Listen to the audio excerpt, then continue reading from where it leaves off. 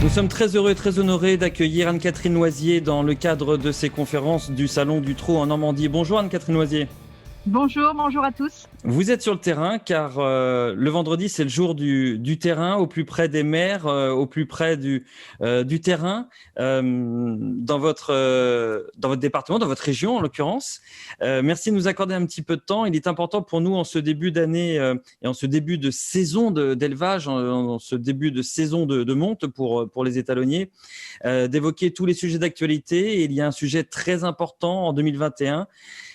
La TVA, qui est un sujet de longs mois, de longues années, comme vous me le disiez en préambule de ce rendez-vous, ça y est, elle a évolué grâce à votre travail, grâce au travail de tout un groupe parlementaire dont vous allez nous parler.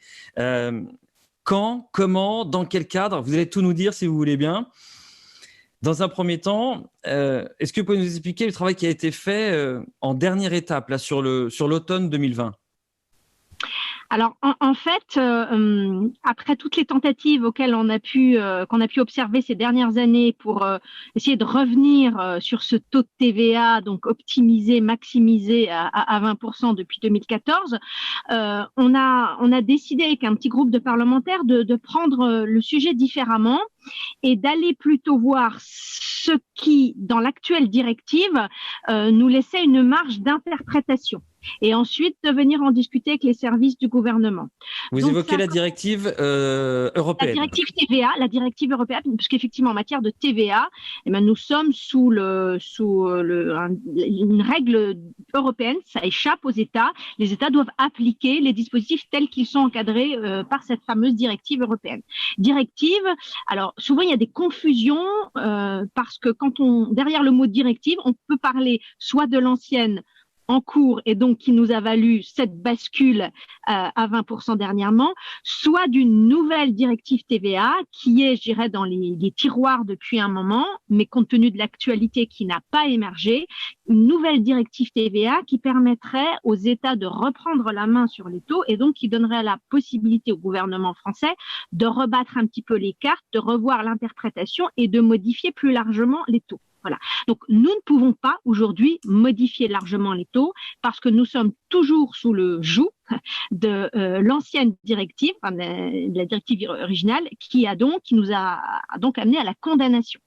Donc, avec la Commission des affaires européennes du Sénat, en 2018, nous avons lancé une réflexion sur l'actuelle directive en se disant quelles sont en fait les failles ou les interstices de cette directive dans lesquelles on pourrait se glisser pour arriver à assouplir, à desserrer les taux de la TVA pour les acteurs de la filière équine.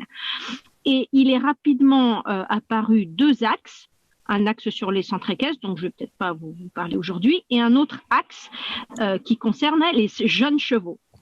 Alors, j'avais d'abord, dans un premier temps, c'était je crois au PLF 2018, essayé de faire passer un amendement sur les jeunes chevaux en disant voilà, les jeunes chevaux avant la qualification ou quand ils sont toujours en entraînement, c'est pas forcément des chevaux qui ont un devenir de chevaux de course, donc ça justifierait qu'on n'ait pas le même taux de TVA.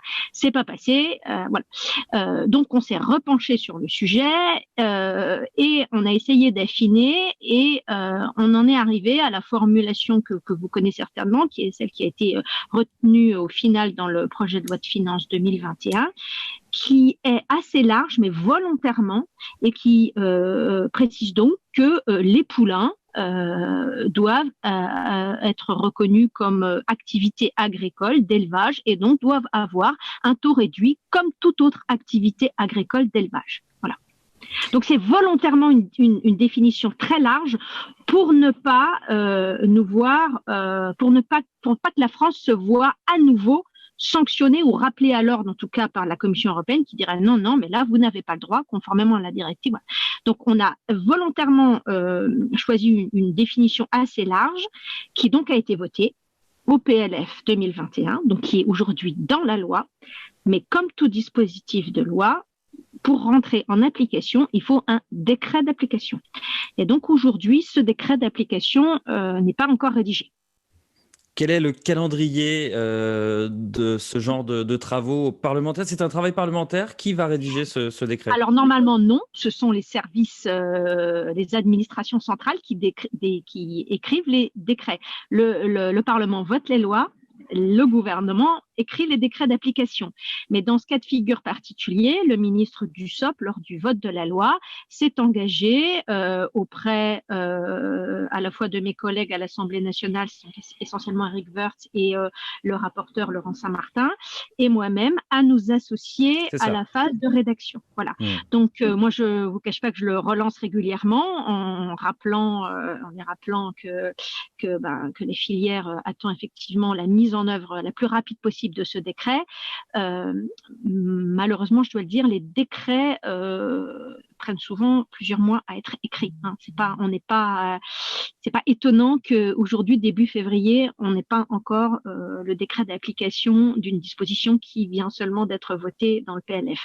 J'essaie de faire en sorte que ça le soit le plus rapidement possible, mais l'actualité ne nous aide pas. Hein. Oui, c'est ça. De surcroît, vu l'actualité que nous vivons, on peut comprendre aussi qu'un décret comme celui-ci ne soit peut-être pas une priorité, en tout cas, mette peut-être un petit peu plus de temps à être rédigé. Une fois qu'il sera rédigé, Anne-Catherine Loisier, quel sera là aussi le calendrier parlementaire, légal? Alors, si vous permettez, la phase d'écriture, elle est vraiment stratégique parce que, comme je le disais et comme j'ai eu beaucoup de questions à ce sujet, poulain, ça ne veut pas dire grand-chose. C'était ma question suivante, en effet. Comment définir le poulain? Voilà. Et activité à taux réduit, est-ce que c'est pour tout? Est-ce que c'est pour la vente? Hein, parce que c'est ce sujet, c'est ce questionnement qu'on entend. Donc, le débat qui va s'engager avec les services de l'État, il est vraiment important. Et en fait, il sera cadré par l'environnement européen. Vous voyez ce que je veux dire? C'est-à-dire qu'il ne faut pas qu'on aille trop loin, parce que si on va trop loin, on va se faire de nouveau remettre en cause par les autorités européennes. On va dire non, stop là, qu'est-ce que vous êtes en train de faire? Mais en même temps, notre objectif, pour moi, pour mes collègues parlementaires, c'est bien de pousser les limites le plus large possible, c'est-à-dire d'arriver à une définition du poulain qui aille le plus loin possible, 24 mois, 36 mois, enfin voilà. C'est possible, ça serait possible. Il faut qu'on ait des arguments, donc c'est là aussi où il faudra qu'on discute avec l'ensemble des acteurs de la filière, pour avoir des arguments et faire comprendre en fait, avoir une argumentation suffisamment construite qui tienne la route devant entre guillemets les contrôles européens pour démontrer que voilà, un jeune cheval, tant qu'il est dans sa phase d'entraînement, il a des coûts, c'est des coûts majeurs pour le propriétaire, mais derrière on n'a aucune garantie qu'il ait effectivement une carrière de course. Donc on peut pas, on doit prendre en compte le fait que le cheval est encore dans une période finalement de formation. Voilà. Donc il va falloir qu'on amène des éléments là-dessus et je pense que c'est là que ce soit stratégique. Sur le point de la vente aussi, parce que j'entends beaucoup d'éleveurs qui me disent oui, mais bon, voilà, la vente. Donc là aussi, c'est jusqu'où on va pouvoir aller dans nos discussions avec les instances européennes, parce que vous comprenez bien que c'est la fameuse formule qui veut le mieux, le mieux, et parfois l'ennemi du bien, l'esprit du bien et l'ennemi du bien. C'est-à-dire que si on veut aller trop loin, on risque de se faire bloquer, voire remettre en cause par là. Voilà. Donc, on a choisi cette stratégie d'une définition assez large qui n'amène pas l'Europe à dire hop là, top, vous avez pris une disposition législative qui est contraire au droit européen. Mais par contre, dans le décret d'application, il faut aussi qu'on fasse attention à ne pas déborder. Tout ça, bien sûr, tant qu'on n'a pas tant qu'on n'est pas dans les discussions pour une nouvelle directive européenne sur la TVA qui, là, nous permettrait de remettre sur la table, vous savez, ce débat avec l'État français, c'est l'État qui reprend la main, qui fixe les taux, et où là, on aurait une marge de manœuvre plus large. Oui, voilà. Si la France garde sa capacité, retrouve sa capacité à décider sur ce sujet-là en l'occurrence. Sur tous les sujets, sur d'autres sujets la fiscaux. Nouvelle directive, ce serait.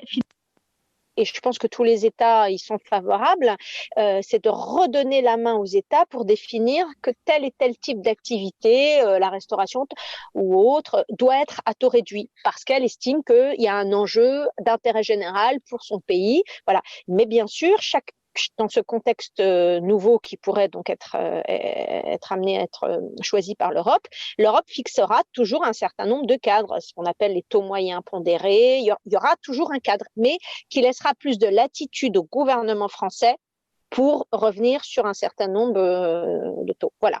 Donc, dans l'attente de ce nouvel environnement fiscal, on essaie d'optimiser la directive telle qu'elle est aujourd'hui.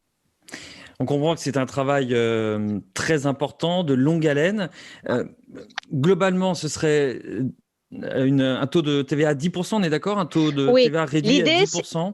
Oui, tout à fait. L'idée, ce serait que ce qui me semble être relativement acquis, c'est que l'ensemble des dépenses d'entretien seront à 10%. Après, jusqu'à quel âge?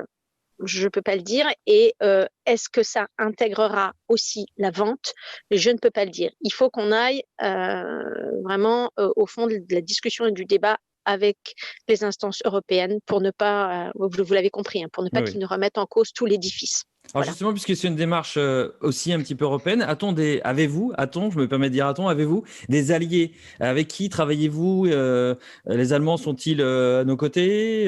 Les Espagnols? Je ne sais pas, je vous pose la question. Pas énormément. J'avoue que quand mon collègue Jean Arthuis était député européen, il y avait un groupe qui travaillait pas mal sur ces sujets-là, qui était le European Host Network, qui doit toujours exister, mais dont j'ai peu de retours aujourd'hui sur l'activité. Mais ça manque, vous voyez. Et je pense que la filière devrait vraiment se pencher sur ces aspects de lobbying, on va dire les choses, mais au sens vertueux, c'est-à-dire défense des intérêts aussi, ou faire valoir les réalités, parce que la filière hippique a des réalités qui sont méconnues par les décideurs politiques, ça c'est évident, au niveau national et au niveau européen, et il faut qu'elle fasse cet effort de communication pour expliquer ce que sont les métiers, les réalités, le business model aussi des courses hippiques, de manière à ce que la législation elle soit juste, mais qu'elle ne vienne pas finalement handicaper un secteur, comme on peut le voir sur ces décisions prises sur la TVA, ou je pense aussi par exemple toutes les décisions aujourd'hui sur les conventions tripartites qui peuvent être faites sur le transport des chevaux, notamment avec le Royaume-Uni. Ça aussi c'est une question importante, perspective du Brexit.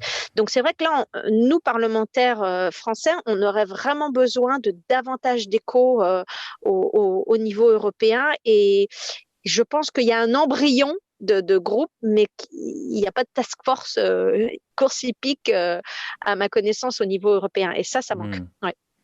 Autre question, Catherine Loisier, de façon très pragmatique. C'est passé au Parlement, soit, et je pense qu'on peut dire bravo parce que c'est un gros travail et ce serait une grosse avancée, une grande avancée.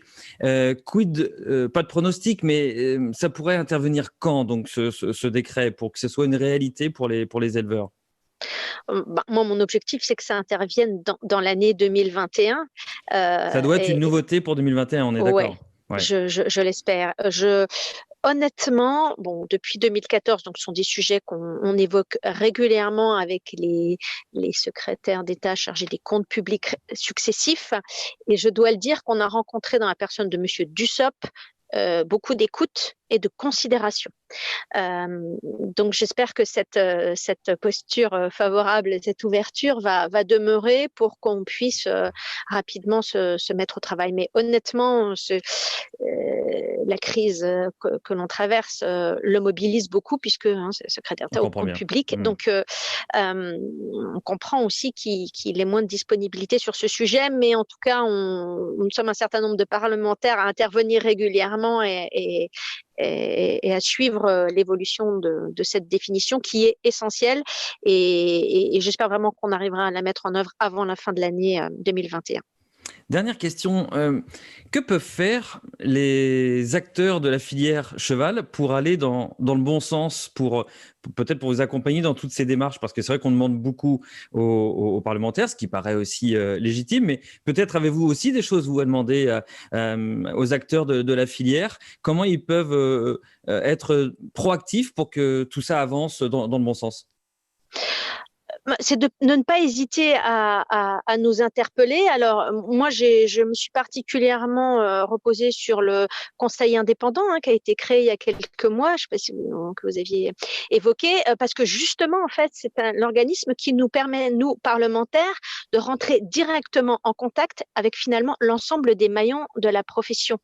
Parce qu'au-delà des rencontres comme celle que j'ai avec vous aujourd'hui, ou quand on est sur le terrain, et aujourd'hui, malheureusement, comme il n'y a plus de courses ouvertes au public, voilà, on n'a pas trop l'occasion de rencontrer les acteurs des courses hippiques. Les acteurs des centres équestres, c'est un petit peu plus simple, mais c'est vrai que les acteurs des courses hippiques, ils sont chez eux, voilà, c'est pas des établissements publics. Donc il y a un véritable besoin. Et moi, vous avez raison, j'engage tous les professionnels, les amateurs, les propriétaires à parler de leur activité parce que, comme je le disais tout à l'heure, elle est méconnue.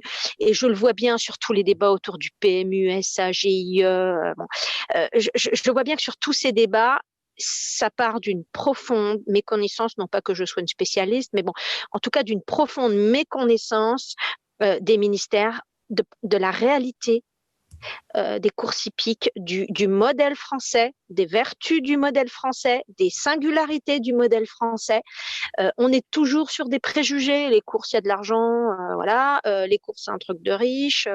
Je le vois sur tous les débats qu'on a aujourd'hui, même sur les histoires de TVA gain de course, où en fait on est en train de déstabiliser un modèle qui repose largement sur les propriétaires non éleveurs, non entraîneurs. Donc quelque part on fragilise tout un système en remettant en cause là aussi l'assujettissement à la TVA sur les gains de course.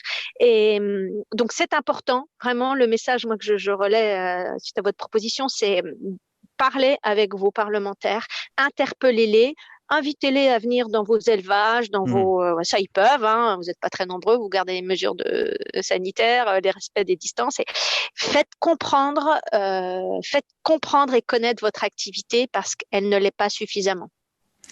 Merci beaucoup de nous avoir consacré du temps et merci pour ce message de conclusion qui nous fait une transition parfaite avec notre sujet suivant. C'est le bien-être équin et sur ce domaine-là également, je pense que tout ce qui est portes ouvertes, capacité à montrer comment on travaille avec les chevaux au quotidien et on les soigne et on s'occupe bien d'eux. D'ailleurs, avec une volonté qu'il soit au top pour pouvoir faire des belles performances, parce qu'un cheval qui va bien sera certainement meilleur en compétition. C'est exactement dans le même esprit de cette communication et de cette ouverture pour que plus de Français connaissent mieux l'activité cheval et course, et donc plus de Français, pourquoi pas jusqu'au gouvernement et aux décideurs.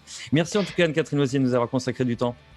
Vous avez raison et à votre écoute pour parler de tous ces sujets-là qui vont aussi arriver sur le devant de la scène législative avec la fin de vie des animaux, le bien-être. Donc à votre écoute et à bientôt. Merci beaucoup. Merci à vous.